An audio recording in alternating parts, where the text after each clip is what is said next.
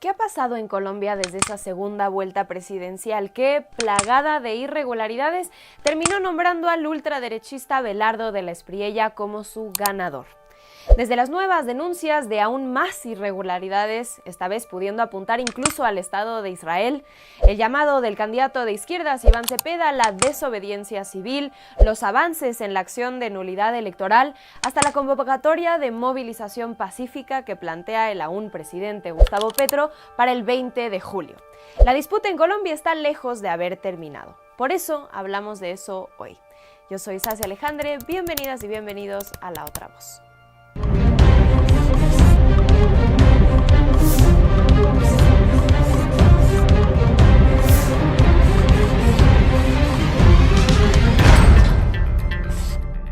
Tras la segunda vuelta electoral en Colombia este 14 de junio, el tablero político sigue en vilo.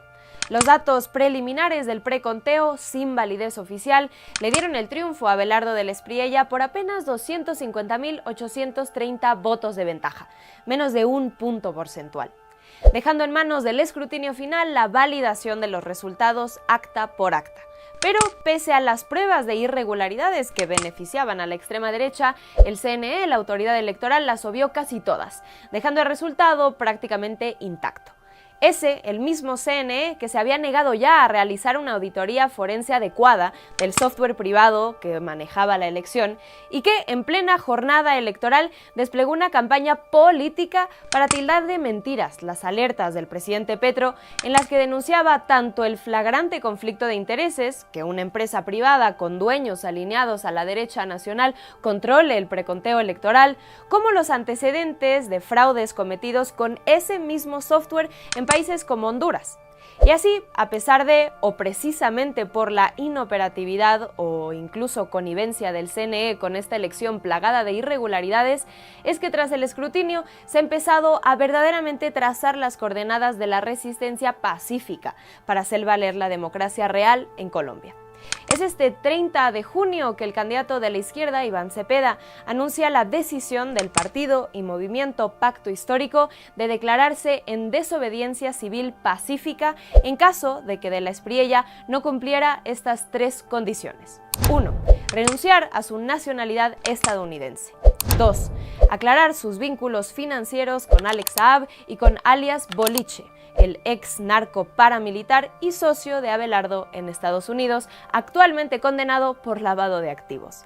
Y 3. Rendir cuentas al país por la interferencia de agencias extranjeras y del propio Donald Trump a favor de su candidatura. Si no se cumplen esas condiciones, eso nos fuerza, y a mí en primer lugar como líder de la oposición, a no reconocer a de la Espriella como presidente. Sin ser todo, en estas semanas también es que un grupo de juristas y ex magistrados redactan una demanda de nulidad electoral, por ahora bajo 3 cargos. 1.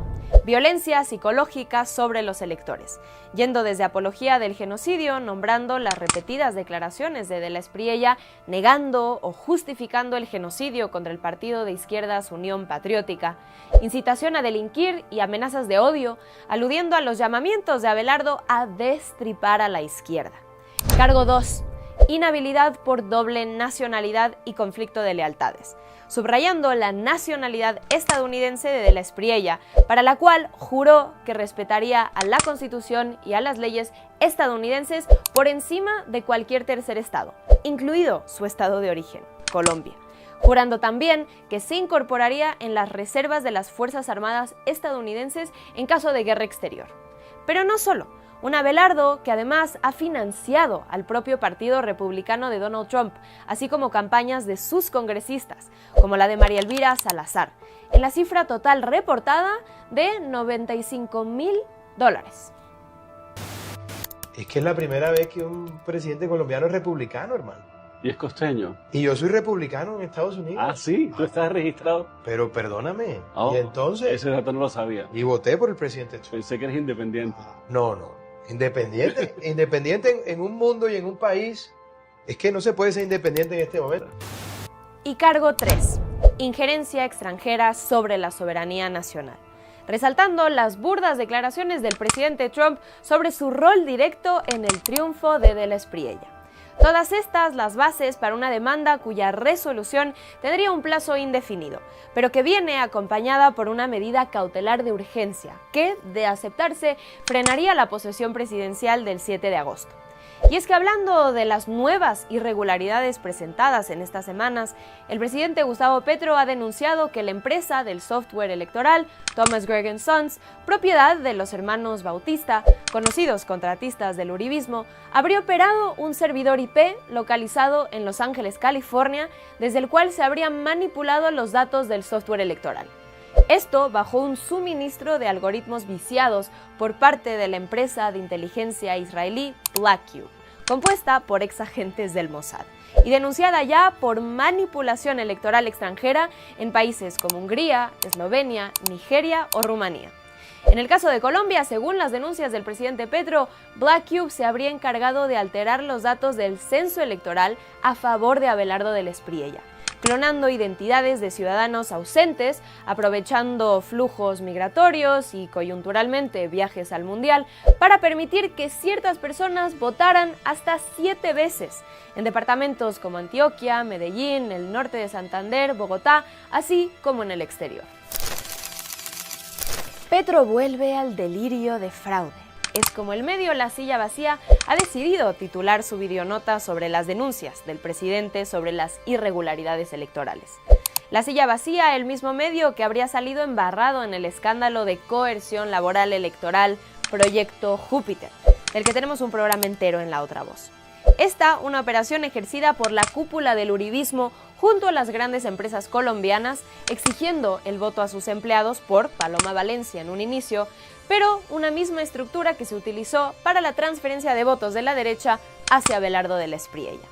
La Silla Vacía entrando en juego como uno de los medios beneficiados por esta campaña de millones de pesos para impartir talleres y generar contenido en contra de Gustavo Petro y su candidato. Así, este medio, que en su día dijo abiertamente estar financiado por la USAID, aunque hoy negando rotundamente su participación en Júpiter, tiene una clara línea política en estas semanas cruciales previas a la toma de posesión presidencial.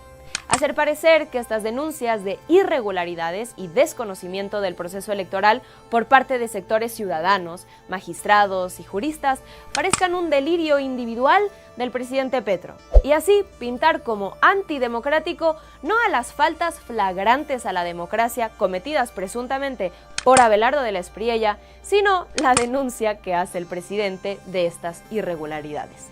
Nada nueva la estrategia de pintar de golpista a quien denuncia un golpe en su contra, de perpetrador a la víctima que denuncia un crimen sufrido.